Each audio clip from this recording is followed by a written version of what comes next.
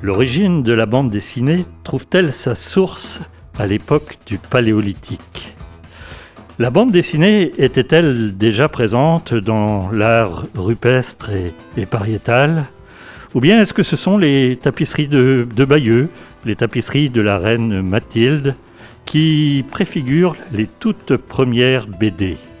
Ou bien encore, la BD a-t-elle été inventée par le Suisse Rodolphe Töpffer au XIXe siècle ? Les historiens s'invectivent, se chamaillent et n'arrivent pas à se mettre d'accord. Je dirais même plus, n'a pas l'intention de prendre part à ce débat de toute première importance. Mais grâce à notre formidable invité formidable du jour, nous allons quand même plonger dans l'histoire du dessin d'humour, de l'illustration, des carnets de voyage, des légendes illustrées, des guides illustrés et dans les prémices de la bande dessinée. Au sommaire également, de je dirais même plus, la noble chronique de la reine Clotilde, Hélène de Troie sans son cheval, Gilles de Rais qu'on a évidemment placé au milieu, l'incontournable Catherine de Médicis, le régicide d'Amiens, écartelé entre plusieurs sujets de chronique en place publique, comme il se doit. Et c'est toujours Greg qui pilote la machine à remonter le temps. Amis du soir, bonsoir. Je dirais même plus, c'est parti. Je dirais même plus. Alors deux brèves pour commencer. Gros pataquès autour du prix Écofauve du Festival de la bande dessinée d'Angoulême. Certaines et certains membres du jury ont découvert que ce prix écolo était parrainé par Raja, une société spécialisée dans l'emballage. Camille Etienne, activiste, Inès Léraud, journaliste, ou Roland Lehoucq, scientifique, ont exprimé leur manque d'emballement et du coup, Angoulême a mis le paquet et les a évincés. Carton rouge. Solidaires, Davodo et les Croards ont demandé que leurs albums soient retirés de la sélection. La polémique s'emballe à Angoulême. Je dirais même plus. Vincent Bolloré a presque 70 ans. Bernard Arnault en a 72. Le doyen, François Pinault, a 85 ans. Picsou Magazine est beaucoup plus jeune puisqu'il fête ses 50 ans. Joyeux anniversaire, oncle Picsou. Je dirais même plus. Lorsque Clotilde décide d'écrire une chronique, elle procède en archéologue averti. Elle se munit d'une pelle, d'une carte IGN et d'une lampe frontale. À ses risques et périls, oui, parce que des éboulements sont à craindre, elle part explorer les rayonnages de sa bibliothèque pour y découvrir l'objet précieux qui va éclairer l'histoire du 9e art. Aujourd'hui, Clotilde, tu as déniché un Black Sad, un album récent, mais dont l'action se passe dans les années 50. C'est ça ? C'est exactement ça, André. Alors, en plus de ça, la chronique aujourd'hui est à nouveau réalisée en extérieur, donc... ça s'entend un peu, dis donc. Il paraît, je n'ai certes pas l'appel. Donc oui, je vais vous parler de Black Sad aujourd'hui, le nouveau tome de la saga que j'ai acheté à sa sortie ou presque début octobre. Et je pensais en fait que quelqu'un d'autre que moi chroniquerait le retour de l'inspecteur le plus célèbre de la BD, au moins. Mais rien. Des mois que j'attends que l'un de mes coéquipiers me dise je vais parler de Black Sad et non, personne. J'en viendrai à croire qu'aucun d'entre eux ne l'a lu. Vous criez au scandale, moi aussi. Scandale! D'ailleurs, c'est comme ça que commence ce nouveau tome. Une représentation en plein air d'une pièce de Shakespeare dans un des parcs au cœur de la ville qui tourne au vinaigre lorsque la police décide d'interrompre la pièce en plein deuxième acte. Scandale! Infamie! Fort heureusement, le beau, le grand, le musclé, le velu John Black Sad était dans le public avec sa gouaille habituelle et l'intervention de la directrice de la production du spectacle, il parvient à convaincre la police d'éviter l'esclandre en laissant la troupe enchaîner sur le troisième et dernier acte. Ah là là, John, ses longs poils noirs, sa moustache blanche, sa queue longue et velue. Je vous vois venir, un petit coquin. John est un chat. Donc ce que je dis n'est pas interdit aux mineurs. Les personnages de Black Sad sont des animaux anthropomorphes, c'est-à-dire qu'ils marchent sur deux jambes et portent des vêtements comme des humains, mais ont une tête d'animal et la peau couverte d'écailles, de fourrure ou de plumes. Comme dans Robin des Bois de Disney en fait, et la comparaison n'est pas si farfelue, car Guarnido, le dessinateur, avait travaillé pour les studios Disney. Mais le héros au grand cœur n'est pas un roux renard rusé, mais plutôt un noir félin castagneur. C'est un fin limier et un homme foncièrement bon. Originaire de la rue, il a bien tourné et a monté son agence de détective privé. Comme il le dit lui-même, avant je courais devant la police, maintenant c'est moi qui cours après les méchants. Ce nouveau tome, une première partie, est le 6e de la série et s'intitule Alors tout tombe. Il sort 8 ans après le précédent. Beaucoup, dont je fais partie, pensent d'ailleurs la série terminée. Il faut dire que Juanjo Guarnido était un peu occupé dans l'entre-deux, notamment avec son magnifique Les Indes fourbes, un 160 pages grand format, scénarisé par Alain Hérol, qui nous fait voyager dans la conquête des Indes américaines par les Espagnols au XVIe siècle, un véritable bijou. Dans ce 6e tome de Black Sad, donc, on retrouve notre détective privé félin, qui va devoir infiltrer les taupes, les travailleurs de l'ombre qui font fonctionner le métro de la ville, afin d'éviter la fermeture de celui-ci au profit d'une autoroute à 16 voies, souhaitée par le maire et son maître bâtisseur, un aigle royal aux mœurs pour le moins douteuses. On y retrouve aussi le personnage de Weekly, une fouine débrouillarde, acolyte de John, et employée d'un journal local à la rubrique des chiens écrasés, qui va talonner de près le maître bâtisseur et se rapprocher de l'une des actrices de la pièce en ouverture. Car oui, les deux histoires sont liées, dans une sombre histoire de politique de la ville où la sauvegarde de la culture est mise à mal par les ambitions des pouvoirs en place. Black Sad s'inscrit dans la lignée des films noirs américains des années 50, comme tu le disais André, avec un personnage principal qui est soit flic, soit détective privé, désabusé et blessé par la vie, plus 10 points s'il a perdu sa petite amie à cause du crime organisé. Mais doué et capable de se fondre presque aussi bien dans les milieux aisés que dans les milieux défavorisés. Le héros est le seul à être encore droit, à avoir une conscience dans une société pourrie jusqu'au trognon où les pots de vin et les assassinats commandités sont légion et où les puissants commettent leurs crimes en toute impunité ou presque. Un des traits distinctifs de la série est d'ailleurs sa capacité à tuer un grand nombre de ses personnages secondaires, George R.R. Martin style. Les personnages sont très travaillés et leurs costumes impeccables. Ah, le charme du costume 3 pièces avec une montre à gousset dans la poche du veston, surmontée d'un trench long, je fonds. Mais aussi leurs expressions faciales hyper léchées. Je suis particulièrement impressionnée par celle de John Black Sad, qui ressemble trait pour trait à celle de mon chat noir, Faust, ou à celle de Toothless dans How to Train Your Dragon, un film d'animation Pixar. Les scènes sont dynamiques avec une scénographie qui donne à l'ensemble une impression de mouvement constant, fluide, très certainement un héritage des années passées par Guarnido à animer des personnages de dessins animés Disney. Petit bémol sur la construction des pages, beaucoup plus classique que dans les tomes précédents. Alors qu'à l'époque on trouvait des illustrations pleines pages ou des cases tout en hauteur qui apportaient une pause contemplative bienvenue dans la lecture, le 6e tome revient sur une organisation spatiale plus simple, ça manquerait presque un poil de saveur. Cependant, j'ai adoré cette lecture, et ce n'est qu'après avoir relu les tomes précédents pour cette chronique que j'ai pris conscience de ce dernier point. Ça ne m'avait pas choqué lors de mes lectures précédentes. Ah si, une dernière chose avant que je vous laisse. Que ceux qui n'ont pas de patience attendent un peu avant de lire la première partie de Alors tout tombe, car elle se termine sur un cliffhanger, et que la deuxième partie est annoncée pour 2023. Alors tout tombe, première partie de la série Black Sad aux éditions d'Argo est à retrouver chez votre libraire des préférés. Eh bien, dis donc, à t'entendre, on peut penser que c'est vraiment une série qui ne ronronne pas, Black Sad. Merci ça, beaucoup. Ça miaule. Ouais, à la semaine prochaine. Ouais. Salut. Je dirais même plus. Après le Capharnaüm des étagères de Clotilde, nous allons retrouver le silence des étagères de la médiathèque de Saint-Avé, près de Vannes. Bonjour Hélène. Bonjour André. Alors le sujet de ta chronique aujourd'hui, c'est l'extinction. Alors j'espère que ce n'est pas l'extinction de voix et que tu vas pouvoir bien assurer ta chronique. Pour l'instant, tout va bien. Bon, eh bien allez-y. À vous de jouer, chère Hélène.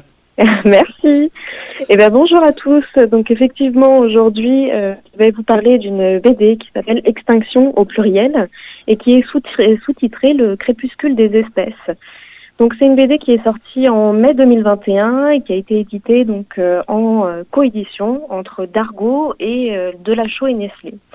Donc l'auteur est Jean-Baptiste Panafieux et l'illustrateur Alexandre Franc. Et je vais prendre vraiment, avant de vous parler de la BD, quelques instants pour revenir sur des informations qui me paraissent très intéressantes, deux en particulier. La première concerne les éditions Delachaux et Nestlé, puisque tout le monde ne les connaît pas forcément. Donc c'est des éditions qui sont par contre bien connues des amoureux de la nature, et on peut certainement parler de référence en ce qui les concerne pour les guides naturalistes. Et par exemple, on pourrait parler du guide ornitho que les observateurs d'oiseaux ont toujours à portée de main. Et nous avons donc affaire ici à une coédition entre deux maisons de spécialistes, l'une spécialiste de la BD pour Dargaud et donc l'autre spécialiste des découvertes naturalistes avec Delachaux et Nestlé. Le deuxième point important, ce serait de s'arrêter un instant sur l'auteur de cette BD, donc Jean-Baptiste Panafieux.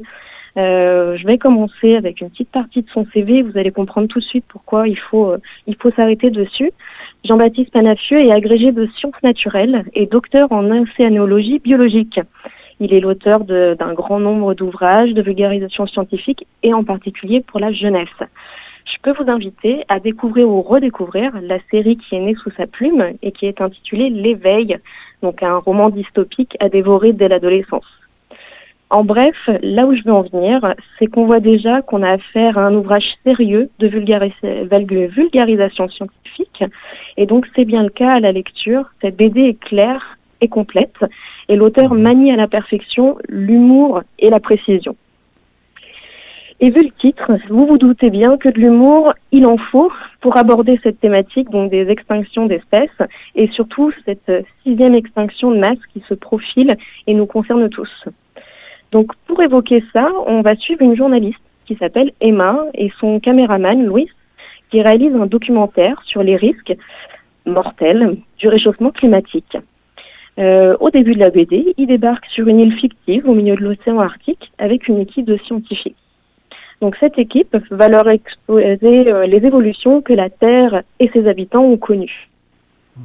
Donc on va avoir un déroulement chronologique pour bien suivre donc les 5 extinctions massives qui ont eu lieu avant nous et comprendre quelles ont été les causes, les effets, les évolutions. Donc on a quelque chose de très complet et de très intéressant à lire et qui permet de prendre conscience de la fragilité des équilibres de notre biodiversité. On va en apprendre beaucoup sur les trilobites, les dinosaures, les baleines et les conséquences de la chasse et de la surpêche, sur le petit rhinocéros des glaces et aussi sur les dodos. Les derniers chapitres de cette BD sont consacrés à la 6e crise d'extinction, sujet hélas plus qu'actuel, et la description de tous ces phénomènes fascinants et inquiétants sont accompagnés d'illustrations colorées et minimalistes qui permettent une meilleure compréhension des informations données. On a une grande multitude de données scientifiques qui sont présentées, donc qui vont nous rappeler nos cycles scolaires, et ces petits dessins nous permettent bien de suivre l'auteur. On a le droit dans cette BD à une approche objective au travers de la présentation de différentes thèses lorsque c'est nécessaire. Et je pense que c'est important de le préciser, on n'est pas juste sur un point de vue, on va avoir le droit à des thèses et antithèses lorsqu'il y a besoin. Pour terminer, en dehors de l'histoire, on s'attache assez facilement à ces quelques personnages qui nous auront transmis un peu de leur savoir scientifique. Et il s'agit donc d'une BD qui fait réfléchir à destination des ados et des adultes. On pourrait conseiller une lecture fracturée pour apprécier et assimiler les différents discours scientifiques et surtout se souvenir que nous sommes peut-être à l'aube de la 6e et la plus importante des extinctions majeures, bien que les scientifiques sonnent la sonnette d'alarme depuis bien longtemps. Voilà. Eh bien, merci infiniment, Hélène. Merci quand même, parce qu'on ne peut pas dire que ce soit de très bonnes nouvelles. Est-ce qu'il y a du monde à la médiathèque ? Là, en ce moment, ouais. On a de la fréquentation, tout à fait. Bon, parfait. Donc, le lecteur de BD n'est pas encore une espèce en voie d'extinction. Oh non, elle est bien présente. Merci, à bientôt. À bientôt, au revoir. Je dirais même plus. Le prix Tournesol, initié par le célèbre Yves Frémion, récompense l'album considéré comme le plus sensible aux problématiques écologistes. Cette année, il a été attribué au potager rocambole. C'est un prix largement mérité, mais je laisse Catherine vous en dire plus sur cette BD. Sinon, elle va dire que je piétine ses plates-bandes et je vais finir par me prendre un râteau. Bonjour à toutes et à tous. Aujourd'hui, je quitte mes bottes et je lâche mon sécateur et ma grelinette pour vous parler de mes lectures BD, tout en restant au plus près de mes préoccupations paysagères et potagères, puisque je vais vous parler de mes lectures sur la thématique du jardin. Depuis quelques années, fleurissent les romans graphiques autour de l'écologie au jardin, la permaculture, le retour à la terre et autres sujets sur les néo-ruraux, pour mon plus grand plaisir et celui des amoureux de la nature. Je commence aujourd'hui par ma lecture récente de l'ouvrage Le potager rocambole ou la vie d'un jardin biologique par Laurent Houssin au dessin et coécrit avec Luc Bienvenu. Lui-même maraîcher bio de métier, professeur de l'école Dubreuil, école d'horticulture de la ville de Paris, et coordinateur des jardins Rocambole près de Rennes. Cette BD reportage, parue l'an dernier chez Futuropolis, a retenu toute mon attention, par sa drôlerie, sa pédagogie et ses astuces. L'ouvrage de 180 pages en couleur est découpé par saison. Les deux auteurs, l'apprenti et le jardinier confirmé, s'entretiennent le temps d'une année et non sans humour, case après case, autour de problématiques potagères. Et on découvrira comment créer un jardin bio, déjà par une observation du terrain à l'automne, puis comment préparer son potager en fonction de ses envies, comment entretenir et récolter et s'émouvoir. Mais attention, pas de catalogage ici. On ne parlera pas de permaculture, ni de concept, mais plutôt d'écologie appliquée, avec comme constante une volonté d'expérimenter, de se faire plaisir, en produisant et en consommant ses propres fruits et légumes, dans le respect de soi et de l'environnement, dans l'économie de temps et d'énergie. Bref, ici seront abordés beaucoup de sujets et de techniques, comme la fertilisation du sol, les composts et les paillis, les outils de jardinage et la méthode de rotation des cultures. Et seront proposées aussi beaucoup de réponses, avec en ligne de mire le fait que le jardin est en perpétuelle mutation, et que jamais rien n'est achevé, que jardiner c'est être dans la vie, le mouvement, mais que cela ne dispense pas d'avoir du recul ou de l'humour sur cette activité passionnante. Cette BD sera donc aussi pour moi un livre de ressources, à portée de main, dans la mise en place de mes futures plates-bandes de radis et de petits pois. Je poursuis cette chronique potagère par ma lecture de l'ouvrage de Simon Hureau, admirablement illustré et qui relate la création de son jardin sur une période de 10 ans et intitulé « L'Oasis, petite genèse d'un jardin biodivers » paru chez Dargaud en 2020. Nous allons y suivre la narration de création d'un jardin, pas à pas, sur 115 pages en couleurs richement illustrées à l'aquarelle. Cette coopération d'un homme avec la nature saura faire renaître de la biodiversité et la beauté d'une friche. On parlera ici de résilience de la nature, de respect de l'environnement. Ce néophyte apprend par l'observation comment tirer le meilleur de son terrain et comment, en dialoguant, trouver des solutions avec son voisinage. Ici, le trait est précis et très détaillé, les aquarelles sont splendides. C'est une invitation au grand air parmi les insectes et les fleurs, les petites bêtes et les prédateurs. C'est un retour au calme et au vert, une leçon de choses et de vie, faite d'expérimentation et d'étonnement, de découverte et de dialogue avec la nature, chaque jour renouvelé. Ici, pas de dogme, ni de conseils, juste du partage d'instants créatifs dans le respect du vivant. L'Oasis a obtenu le prix Région Centre-Val de Loire du Festival de Blois en 2020. Il est préfacé par Gilles Clément, ingénieur horticole, paysagiste et écrivain. Et cette BD pleine de vie est à lire absolument. Je vous la recommande vraiment chaudement. Je dirais même plus. Avant de retrouver notre invité et pour introduire la thématique de l'histoire, nous allons écouter un bon vieux rock'n'roll du XVIIe siècle, Les Indes galantes de Jean-Philippe Rameau, à ne pas confondre avec les Indes fourbes. C'est interprété par les musiciens du Louvre.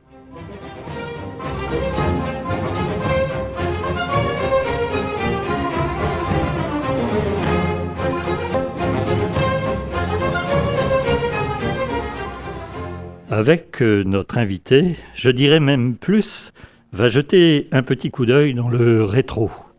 Nous allons aborder l'histoire du dessin dans les carnets de voyage et dans les guides, au début du XXe siècle.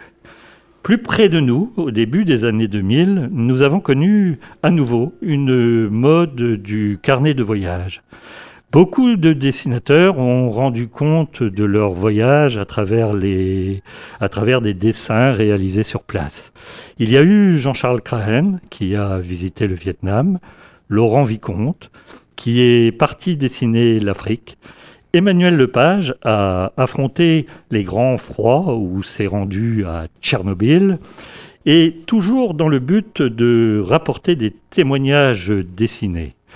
Avec André Leperson, nous allons humblement rester dans le Trégor et dans la région Bretagne pour évoquer les grands ancêtres de ces dessinateurs. Bonjour André Leperson.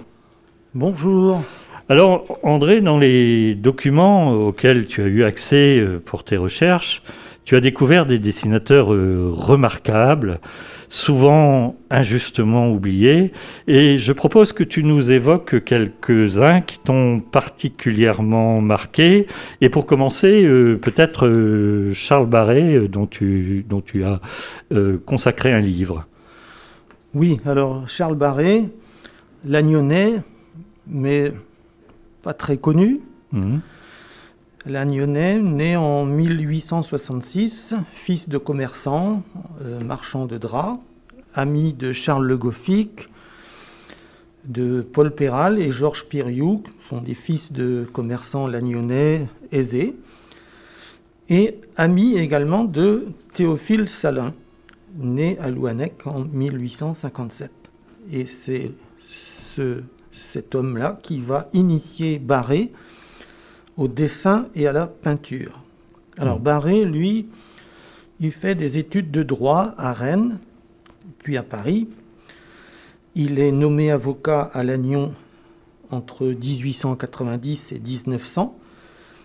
Puis il est déclassé juge de paix pour des raisons qui restent un peu mystérieuses. Alors peut-être des propos gênants ou peut-être une faute professionnelle, mais bon, c'est pas trop notre sujet. Alors, je vais évoquer donc Charles Barré dans le détail, mais avant, il faut que je redonne quelques indications sur Théophile Salin. Et pour cela, eh bien, j'ai trouvé un écrivain qui en parle. Il s'appelle Léon Dubreuil, qui a écrit plusieurs textes historiques sur la région, dont notamment La geste de la clarté. Et Léon Dubreuil parle de Théophile Salin en bien, mais aussi parce qu'il le connaît bien, parce que c'était son beau-père. Voilà. Alors, donc voilà ce que dit Léon Dubreuil, parmi les plus intimes, il faut citer Théophile Salin. Comment se fit-il que ce fils de très pauvres gens eût trouvé accès dans une autre classe sociale ? Eh bien, il le devait à Georges Piriou, qui, s'étant pris d'amitié pour le jeune artiste, tenait à ce qu'il participât à chacun de leurs plaisirs. Alors, l'instruction de Théophile Salin fut bien négligée, mais il savait voir et avait un don extraordinaire du dessin. Anatole Lebras dira plus tard qu'il y avait en lui des parties de grands artistes. Léon Dubreuil continue, il dit « Théophile Salin avait une telle aptitude à représenter avec précision les choses que la ville de Lannion lui attribua une bourse pour lui permettre de poursuivre ses études à Paris.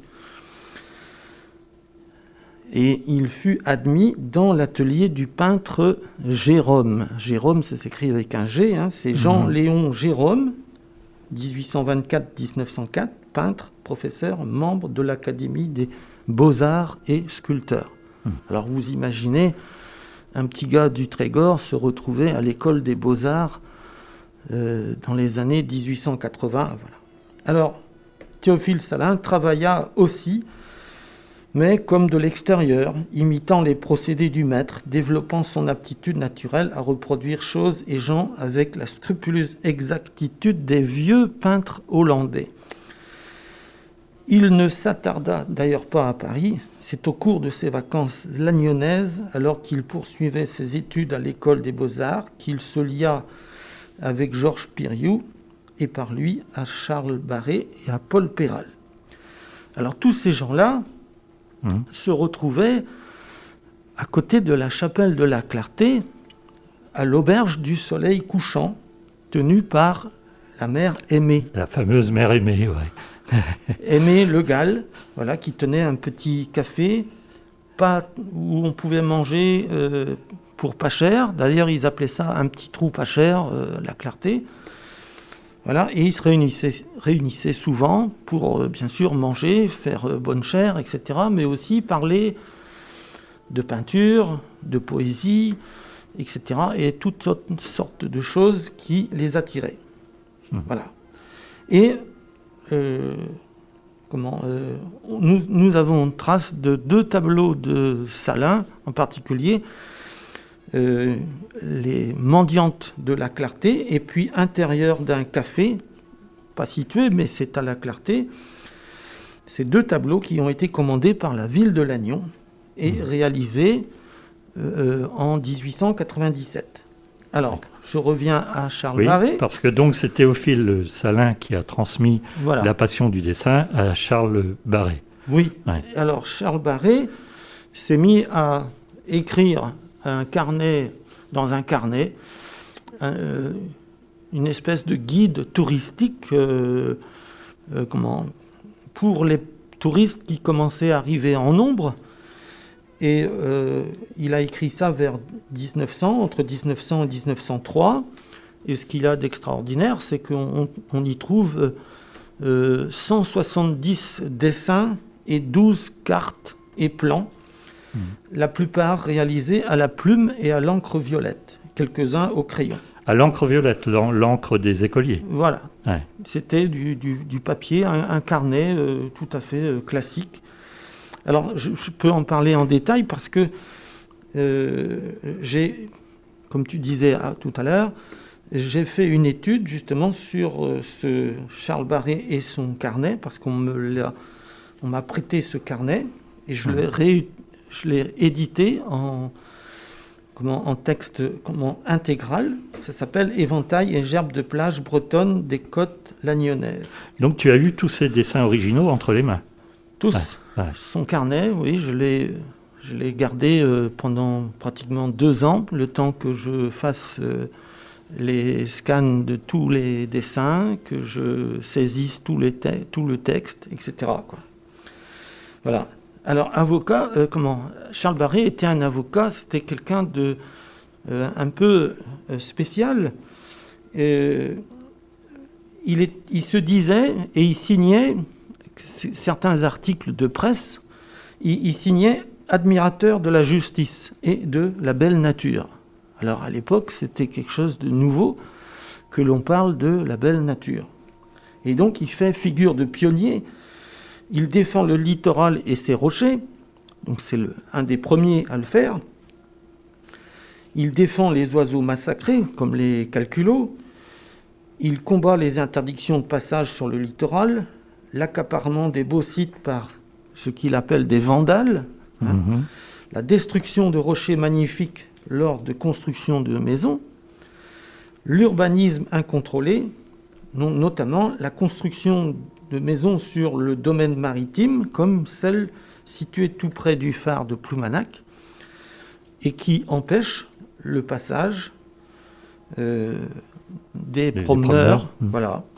Alors il a dénoncé ça dans le Lagnonnais en 1998, ce qui lui a également attiré quelques ennuis parce que le propriétaire de cette maison n'était pas très content de ce qui était marqué dans le journal.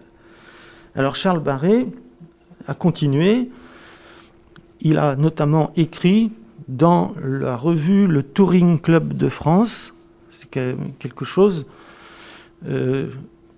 pour dénoncer tout ce qu'il voyait sur la côte de Granit-Rose qui venait juste en 1901 d'être appelée côte de Granit-Rose, timidement, hein, mais voilà. Et Charles Barré adhère dès 1901 au syndicat artistique de protection des sites pittoresques de Ploumanac. Alors 1901, ça vous dit tout de suite, mais c'est bien sûr, c'est la loi 1901. Et c'est donc ce syndicat artistique, c'est la première association de défense de la nature de type loi 1901.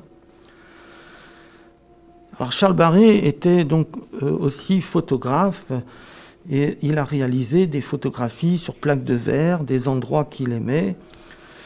Et puis il est aussi passé à la peinture vers 1902, tout ça grâce à Théophile Salin qui lui a donc donné des conseils. Voilà. Alors l'illustrateur lui-même.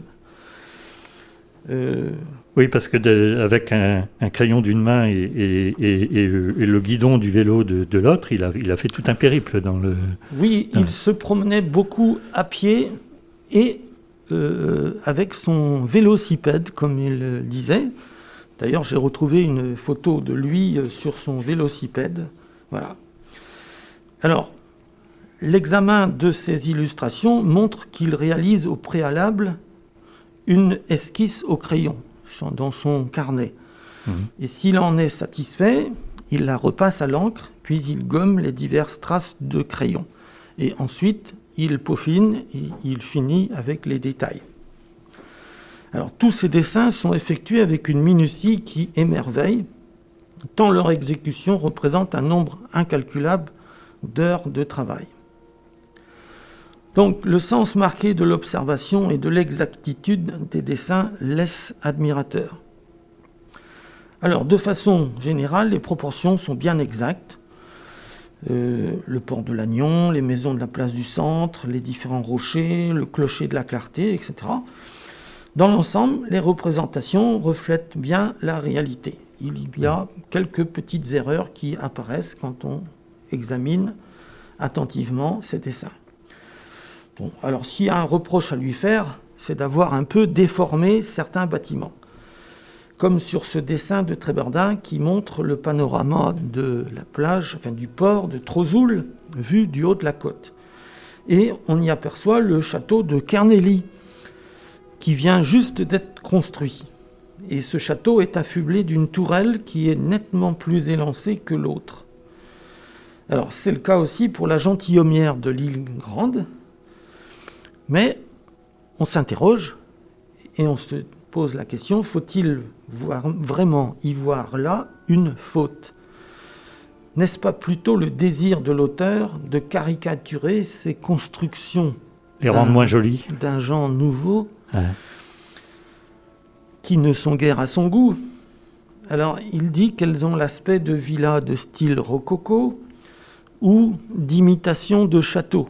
Évidemment, on pense tout de suite au château de Costa Aires. Voilà.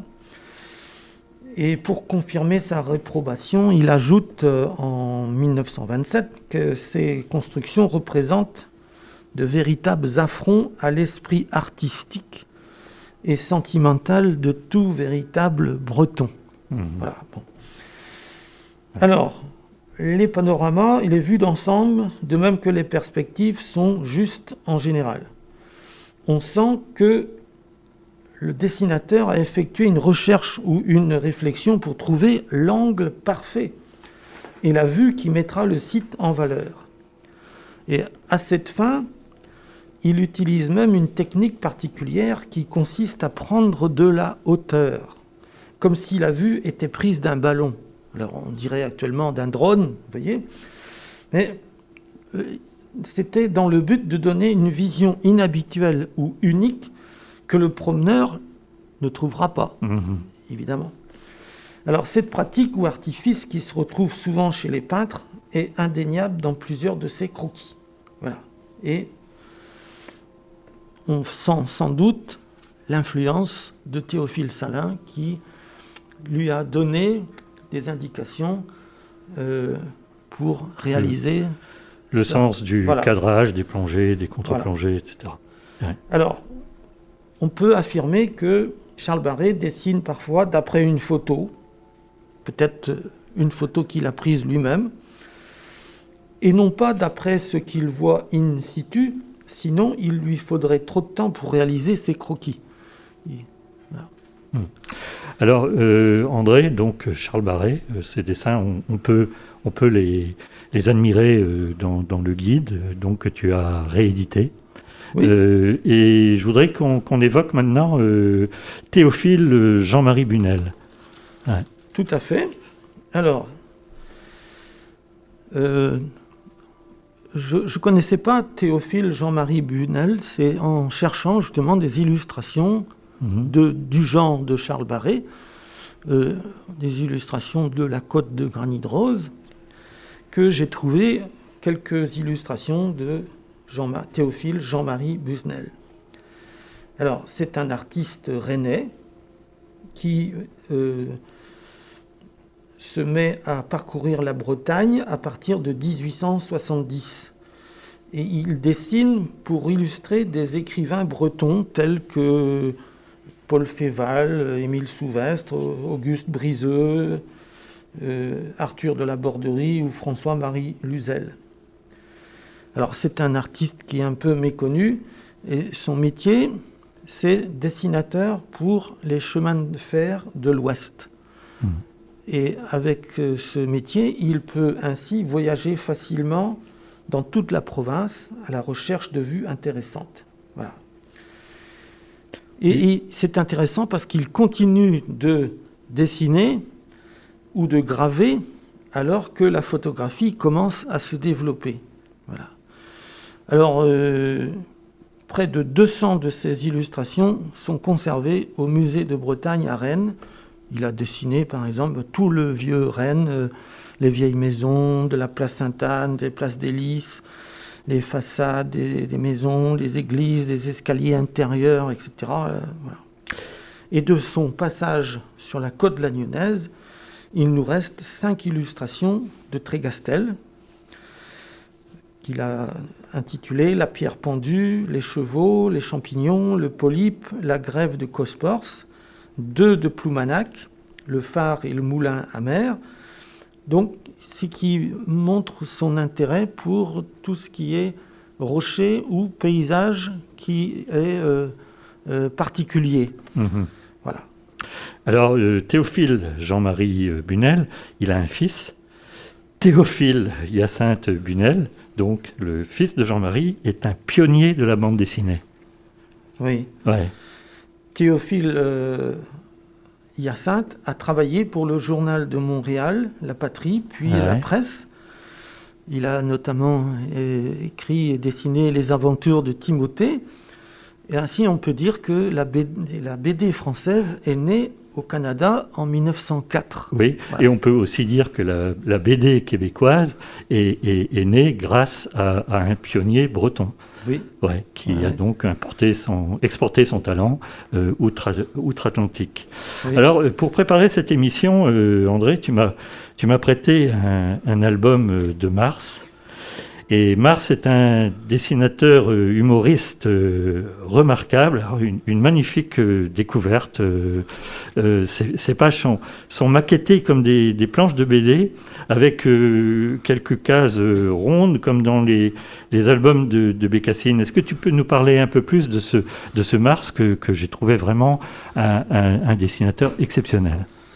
Alors, Mars, c'est le pseudo de Maurice Bonvoisin, qui est né à Vierviers en 1849. C'est donc un dessinateur belge. Et il a dessiné plusieurs albums. Et autrement, il a dessiné dans... Tu feuillettes l'album, on entend bien. Oui. Il a dessiné dans des revues comme la revue Charivari. Ouais. Voilà. Une grosse référence, parce qu'il y avait deux journaux, c'était l'Assiette au beurre et Charivari. Alors, Mars s'intéresse, dans cet album que j'ai, parce qu'il y en a plusieurs, il s'intéresse à tout ce qui est tout ce qui représente le début du tourisme et tous les changements qu'il peut y avoir dans la société à partir de 1880-90, quand le train arrive à Lannion, mais aussi Saint-Malo, Dinard, etc., les grandes stations de l'époque, Saint-Lunaire, Saint-Briac, etc. Et il va donc faire des dessins humoristiques, quelquefois sarcastiques, avec les légendes sarcastiques, qui mettent en scène donc les touristes sur la plage, les touristes par exemple qui apprennent à nager, qui prennent un maître nageur, etc. Et tout ça, c'est assez... Oui, ce qui est amusant, c'est de voir à quel point l'humour, dans les dessins de presse, dans les dessins humoristiques, à quel point l'humour a changé et on ne rit plus du tout des mêmes choses aujourd'hui qu'à cette époque-là. C'est un véritable témoignage. Impossible de parler des grands anciens sans citer Albert Robida, le grand dessinateur de science-fiction. Il a imaginé la société française du futur, c'est-à-dire celle de 1955, et il a fait aussi un tour de Bretagne pour réaliser de magnifiques illustrations. Et d'ailleurs aussi, l'été dernier, à Perros-Guirec, une exposition lui a rendu un très bel hommage. Oui, sur Albert Robida, c'est bien ça ? Oui.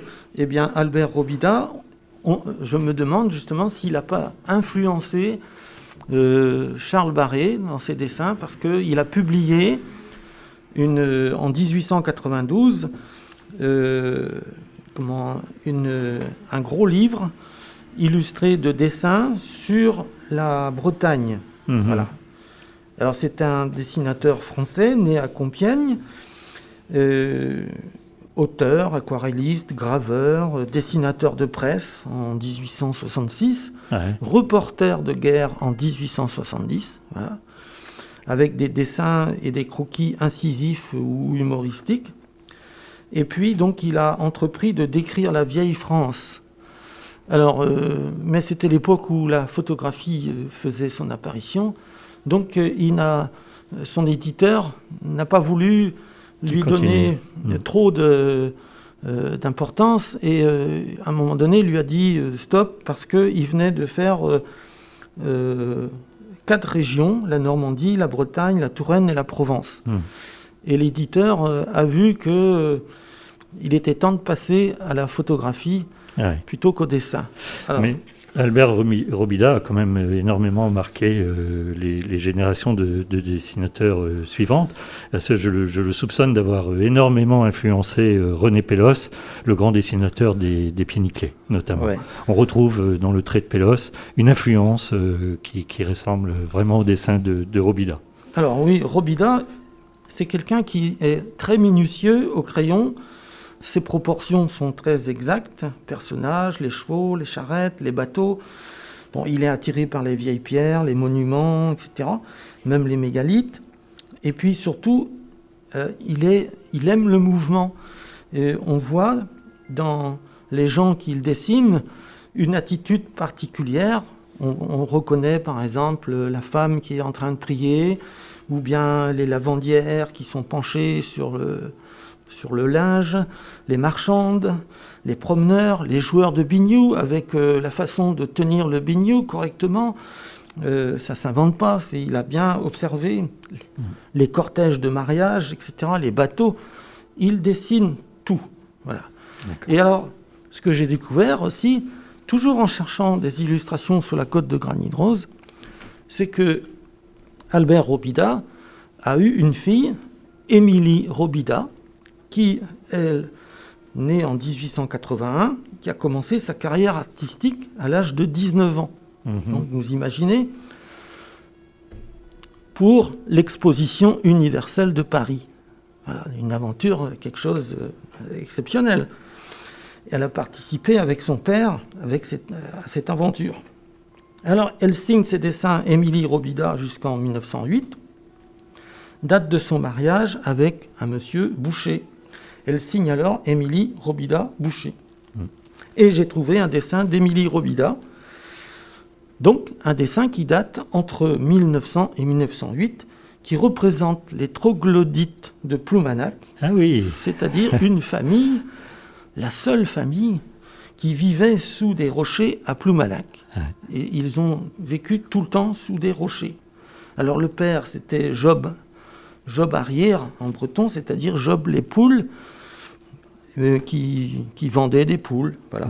Et sa femme, Soise, qui avait un métier tout à fait particulier, qui était pèlerine par procuration, c'est-à-dire qu'elle allait en pèlerinage pour d'autres qui ne pouvaient pas y aller, et donc elle se faisait payer pour aller prier pour les autres. Voilà. André Le Person, merci pour ce petit tour d'horizon et pour ton érudition. Je voudrais signaler quelques-uns de tes ouvrages. Alors, il y a Lannion, un port sur le Léguerre, et bien sûr le fameux guide de Charles Barret. Est-ce qu'il y a d'autres projets en cours, des rééditions de prévues ? Eh bien, oui, pour le livre Lannion, un port sur le Léguerre, puisque cet ouvrage est épuisé depuis plus de 5 ans. Donc on va le rééditer, je vais le rééditer à la fin de l'année. Alors j'espère qu'il sera sorti pour la fin de l'année. Et puis autrement, j'ai fait également un livre sur la pêche au gros dans la baie de Lannion. Un épisode assez intéressant du point de vue de la pêche sportive, hein, c'est pas la pêche classique, où les pêcheurs donc intéressés ont sorti en 1948, 49 jusqu'en 53 des thons rouges et des requins taupes, donc des bestioles qui pèsent 150 jusqu'à 200 kilos, avec une seule canne à pêche et un gros moulinet. Voilà. D'accord. Merci André. Merci. Je dirais même plus. On reste dans le coin avec un musicien trégorrois, Damien Bonhomme, alias Francis Wu, avec le point d'interrogation qui va bien. Damien Francis, lui aussi, il a pris la route, mais toujours du bon côté. Perfect Ride.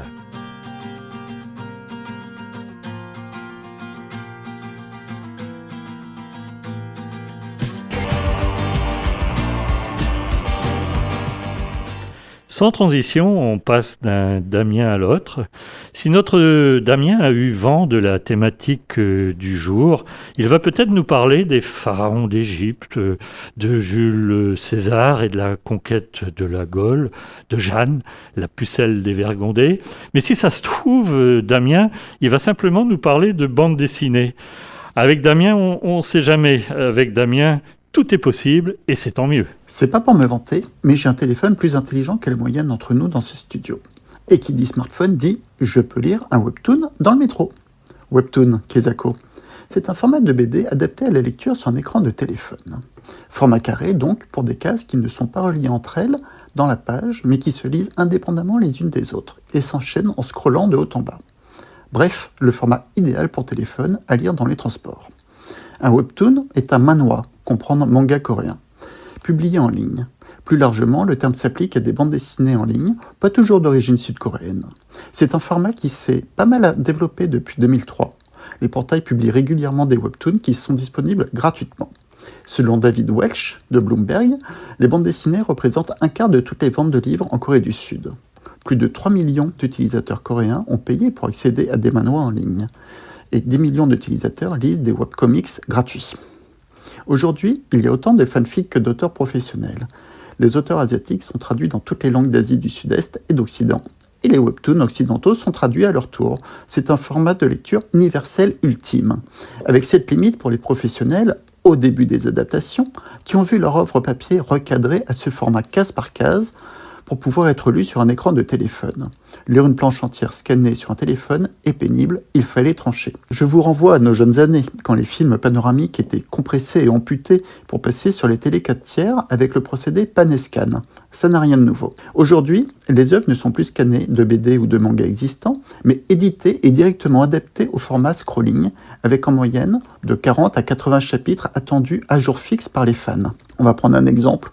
Le plus célèbre, Solo Leveling, lancé en 2018 en Corée du Sud, on peut le lire sur la plateforme Verytoon en France. Lorsque d'étranges portails sont apparus aux 4 coins du monde, l'humanité a dû trouver une parade pour ne pas finir massacrée entre les griffes des monstres qui ont apporté avec eux.